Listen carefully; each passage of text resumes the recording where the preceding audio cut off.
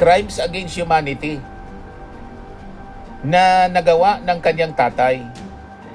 Kasi po, mali yung itinuturo. Kung hindi natin papanagutin itong mga sangkot sa mga karumal-dumal na krimen, tingnan ninyo ang consequences. Ito yung natingala ng ating mga kabataan sa previous administration.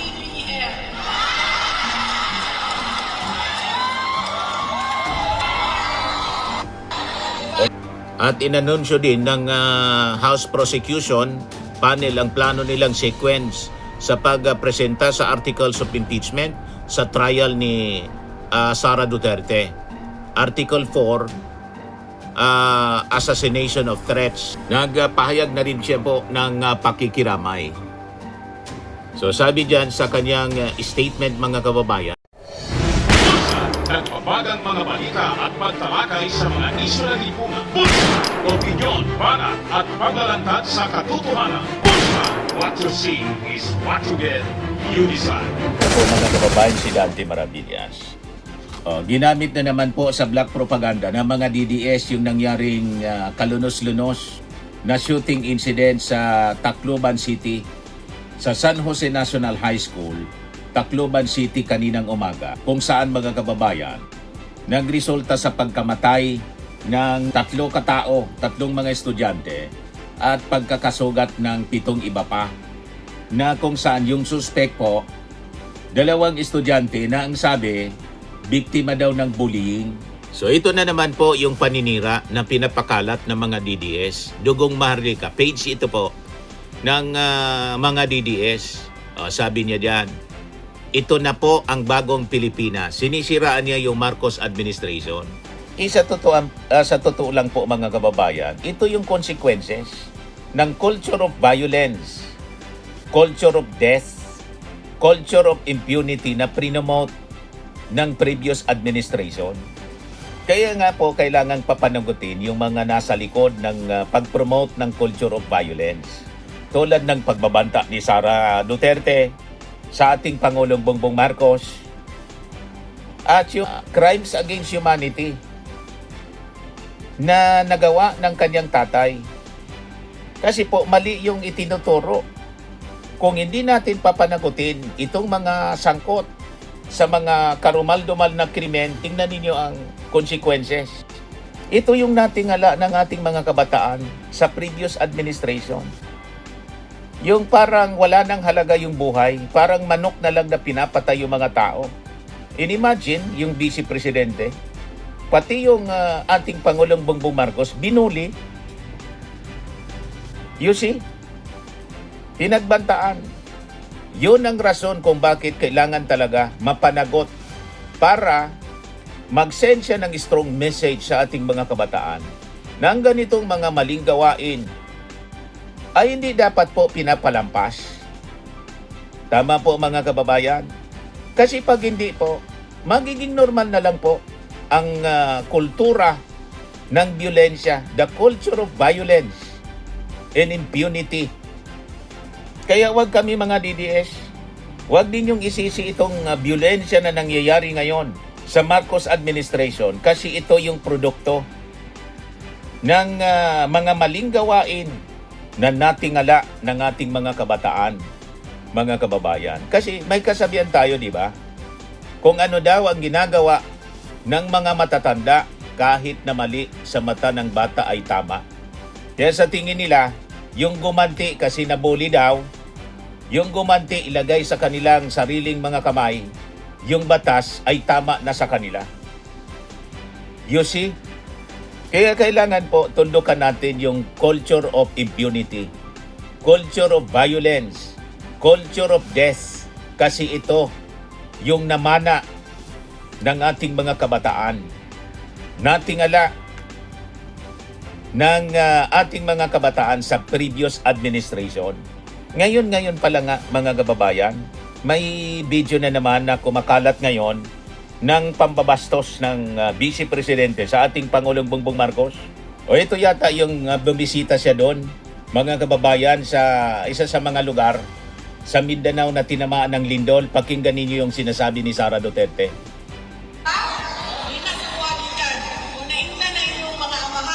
Sundan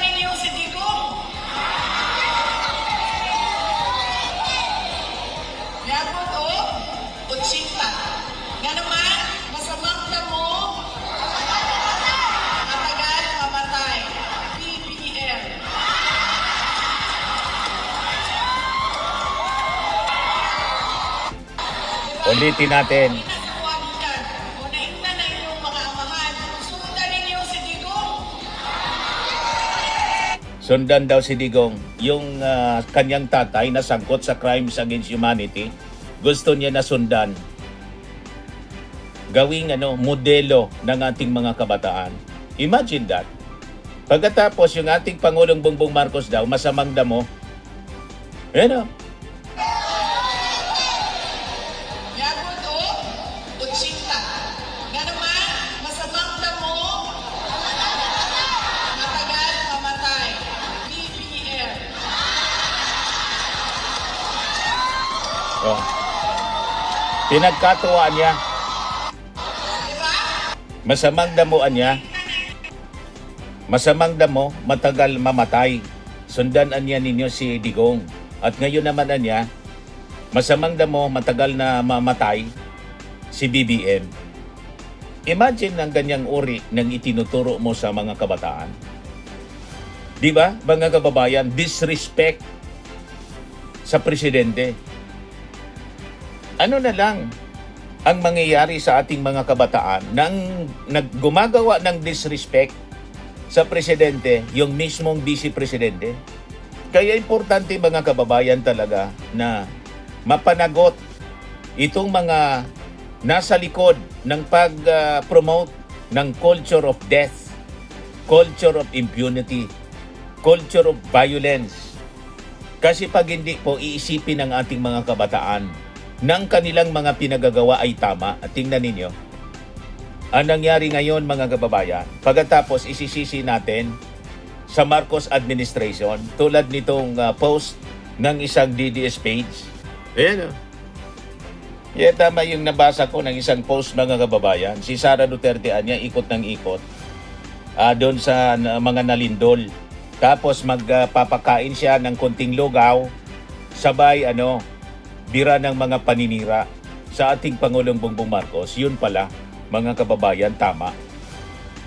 Sobrang paninira. Habang yung ating Pangulong Bongbong Marcos, sige lang yung po ang trabaho. Ito yung presidente na kanyang sinisiraan na napakasipag. Sige lang po ang trabaho. Good morning. Andito tayo sa isang section ng Metro Cebu Expressway na nasira 2 years ago, noong 2024. At landslide dito, nasira yung daan. At yung empleyado nung planta dito ay kailangan maglakad kahit na umuulan, kahit na ganito mainit, hindi magamit yung daan. So finally, pinangako natin na matatapos ito by June. Ito na ngayon tayo para tingnan at inspeksyonin. It is almost finished. We have about 30%, 30+%. Actually, madadaanan na po today. Pwede na magamit ito. After mo po sige. Kasi bagay, it looks like it's usable. Pero hindi pa tapos. Ang gagawin pa, ilalagyan ng slope protection ito para hindi naguguhulit. At yan ang naging problema. Yun, wala na, nabutas na. Tanggal na, nawala yung daan. Kaya linipat yung kalsada, palayo doon sa bangin. At yung bangin, linalagyan ngayon ng slope protection para hindi na maulit yung pagguho. But malaking bagay ito because napakasama nung daan noon na yung ginagawa ng kanilang planta, yung lente sa telepono. Itong lente dito sa telepono. Yan yung ginagawa nila dito. Dahil sa pagkalubak, yung itong produkto nila, pag dumadaan dito sa daan na ito, nababasag yung lente na kanilang ginawa. Kaya napakasayang naman. At nakakahiya sa ating mga investor na hindi natin sila inaalagaan na mabuti. Kaya inayos natin kaagad. So, good. At may isa pang daan. There's another section na dito papunta rin, ginagamit din nila. That will be finished within a year from now. So, patuloy lang ang ating ginagawa. At dapat 2 lanes lang ito eh. Pero pinaspas natin, kaya ang nangyari na 24/7, nakagawa tayo ng 4 lanes. Kahit na may mangyari dito sa pagguho dito, pag masara ito, meron pa rin tayong 2 lanes. Kaya medyo mas maganda ngayon ang sitwasyon. Okay, sige, thank you. Salamat po. Yun ang ating Pangulo na sinasabi ni Sara Duterte na matagal daw mamatay kasi masamang damo. Pinagtatawanan niya. yung ating Pangulong Bongbong Marcos. Habang siya nagpapakain ng lugaw, after na magpakain ng lugaw, maninira sa ating Pangulong Bongbong. Ganon katindi ang kanyang pag-ugali. Ganon kasama. At iyon din ang namamana, yung masamang ugali in culture of violence and impunity ng ating mga kabataan. Tapos isisisi ninyo mga DDS sa Marcos administration yung violence na nangyari sa Leyte. You see, ito yung natingala sa previous administration ng ating mga kabataan. Kaya kailangan talaga mapanagot si Sara para malaman ng ating mga kabataan, crime does pay. Pag gumawa ka ng mali, mananagot ka sa batas. Yun ang dapat malaman ng ating mga kabataan. Ito yung Pangulo na walang tigil niyang sinisiraan. Sige lang ang trabaho. Inauguration of the Mabini Kayakay Small Reservoir Irrigation Project sa Mabini, Bohol. Yan o, sige lang ang trabaho ng ating Pangulong Bongbong Marcos. Maraming salamat sa ating NIA Administrator Eddie Guillen. Bohol 1st District Representative Gisner Yap. Bohol Provincial Governor Erico Aristotle Aumentado. Mabini Municipal Mayor Andre Grace Bernales Lim. Alicia Municipal Mayor Marciano Junjun Ayuban and other local chief executives present today.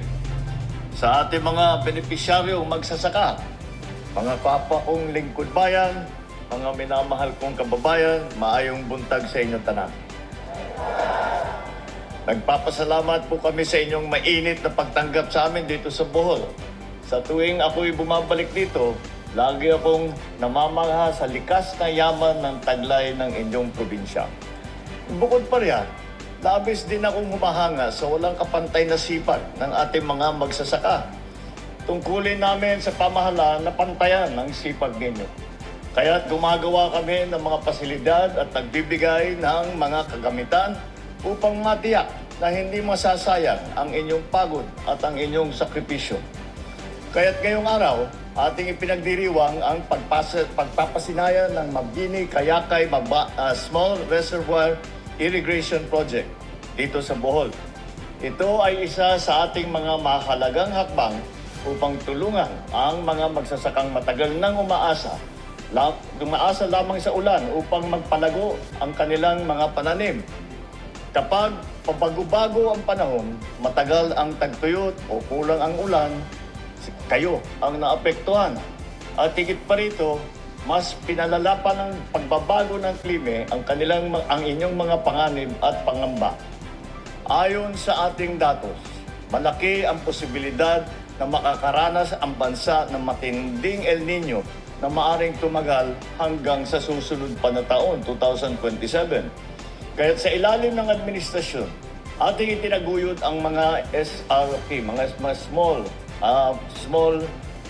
irrigation project na ganito, kabilang nito, sa Mabini Kayakay, upang mapataas ang kita ng ating mga magsasaka at maging mas matatag naman ang laban sa sakuna.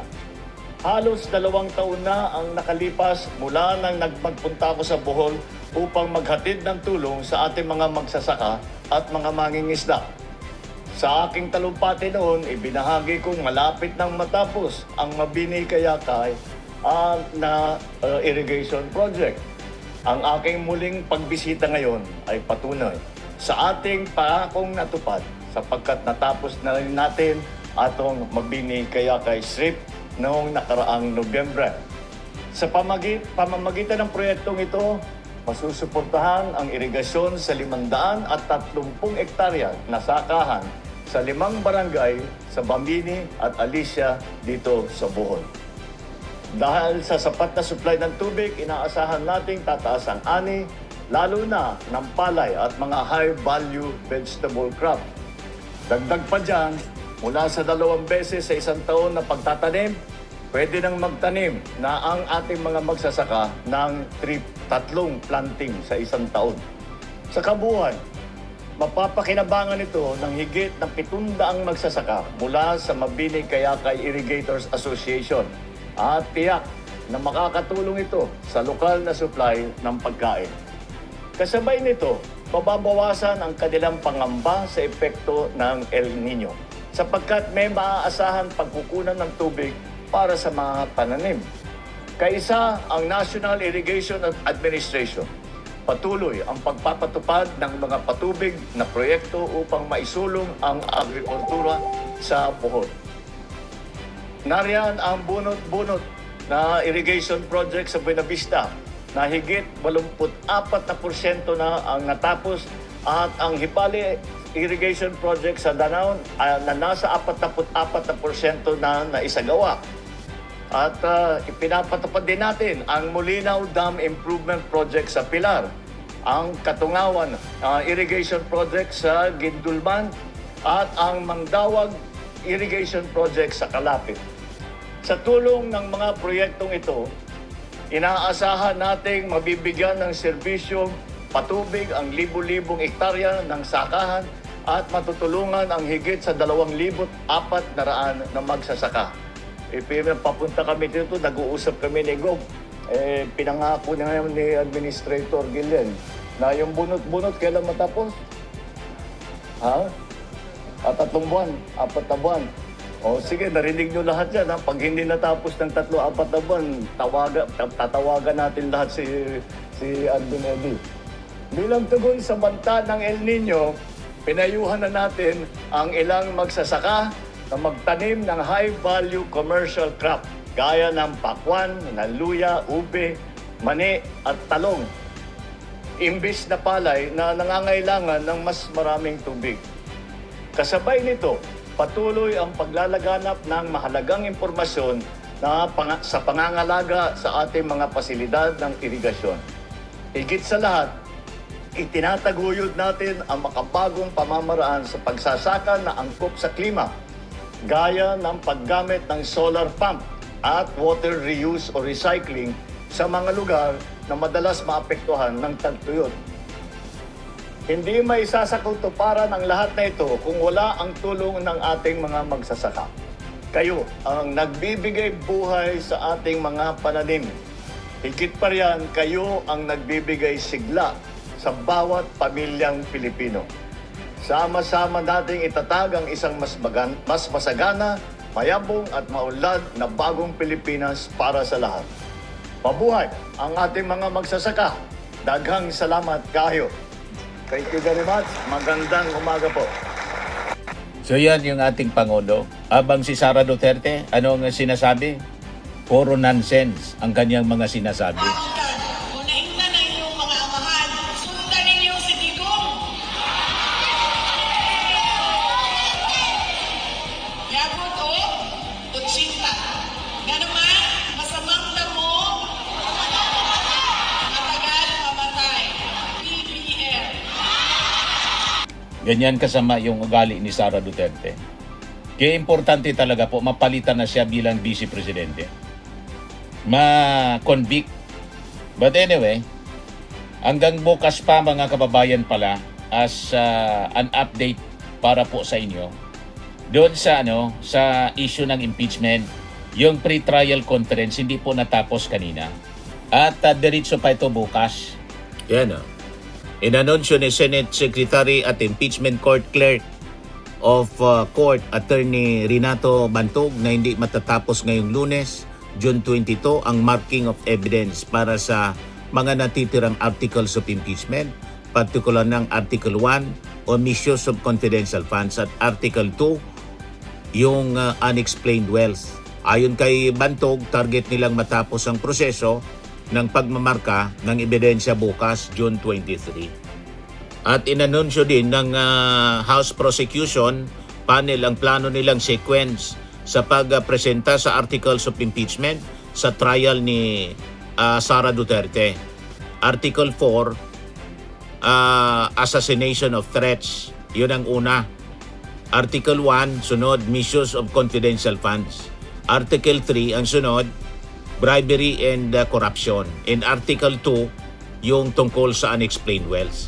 So, mauna yung assassination threats na ginawa ni Sara Duterte laban sa ating Pangulo kay Lisa Marcos at kay Martin Romualdez. So, importante mga kababayan na mapanagot si Sara, kung hindi masamang halimbawa siya para sa ating mga kabataan. Kasi pag ganoon, iisipin ng ating mga mamamayang Pilipino at ng mga kabataan, okay lang yung magbanta kahit sa ating Pangulong Bongbong. You see? Kaya tingnan ninyo ang nangyayari sa ating bansa. Pagkatapos, isisisi ninyo sa bagong Pilipinas. Ito na niya yung bagong Pilipinas. Di ba?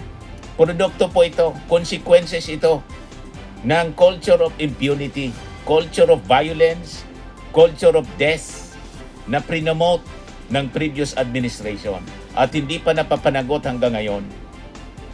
Tama po, mga kababayan. Ngayon, may statement na rin po pala si Martin Romualdez sa nangyaring shooting incident doon sa Tacloban City. Nagpahayag na rin siya po ng pakikiramay. So sabi diyan sa kanyang statement, mga kababayan, I am deeply saddened and heartbroken by the tragic shooting incident at San Jose National High School in Tacloban City that claimed the lives of students and left several others injured. Our thoughts and prayers are with the families of the victims, the injured students, their classmates, teachers, and the entire school community as they face this unimaginable tragedy. I have directed my office to coordinate with local authorities and relevant government agencies to determine what assistance can immediately be provided to the affected families. At the same time, I call on law enforcement authorities to conduct a thorough and swift investigation so that all those responsible are held fully accountable under the law. As we mourn, we must also reflect on what more can be done to ensure the safety and well-being of our students. We owe it to our children, our teachers, and every Filipino family to make our schools places where young people can learn without fear. In this difficult time, let us unite as one community in prayer, compassion, and support for the affected, sabi po ng dating speaker. At pinag-utos na rin ng ating Pangulong Bongbong Marcos ang thorough investigation po dito sa nangyaring insidente na talaga pong nakakapanindig balahibo. Ito yung report. Palace orders investigation into fatal shooting in Tacloban. Kinakalungkot ng Pangulo ang pangyayari. Kahit sino pa man, lalo na ang mga magulang ng mga nabiktima, nakaramdam ng lungkot at takot, sabi po ni Palace Press Officer Claire Castro. Talaga pong nakakalungkot yung mga pangyayari. Anyway, our prayers doon po sa mga pamilya ng namatayan na mga bata sa nangyari pong tragic incident sa Tacloban City. Swimming and lifting cream, pinapahid po sa mga pulses in affected area. Mainam po sa paninigas ng mga kaso-kasuan. Ito naman po, Automax Radiant Serum. Sa mukha naman yung application, anti-aging po siya. You will look 10 years younger than your age. Sa mga cancer patients naman po, baka lang gusto ninyo itong itry. Nengsa Red Mix Fruit Drink. Hindi mo po siya gamot, food supplement siya. Kaya lang, gawa siya mga kababayan sa goji berry. Yung goji berry may anti-cancer properties. O ngayon, yung mga inquiries ninyo, dumiritso na lang kayo sa aming messenger sa Facebook para masagot namin agad. Ayos pa? Ayos na ayos niya, Mr. Maravilla. Sa mga naghanap po ng malinis and spacious fitness gym, pumunta lang po kayo sa aming Colossal Fitness Gym. May Grab car rental din po kami. But anyway, ito po pala yung aming bagong product na binibenta online. I am worldwide amazing pure organic barley powdered drink mix from Australia. Negosyo to ng aking anak na architect entrepreneur Riz Maravillas. Ayan po. Kontakin na lang po ninyo siya, Riz Maravillas on Facebook. Ang mga health benefits niya, boost immunity, improves digestion, enhance energy levels, packed with antioxidants, prevent cancer. Ito naman po yung bago naming product na binibenta online. Eye Glow Serum, whitening po siya. Tingnan ninyo yung epekto sa aking anak na architect, before and now. Yung mga inquiries po ninyo, dumiretso na lang kayo sa kanyang Facebook account, Riz Maravillas.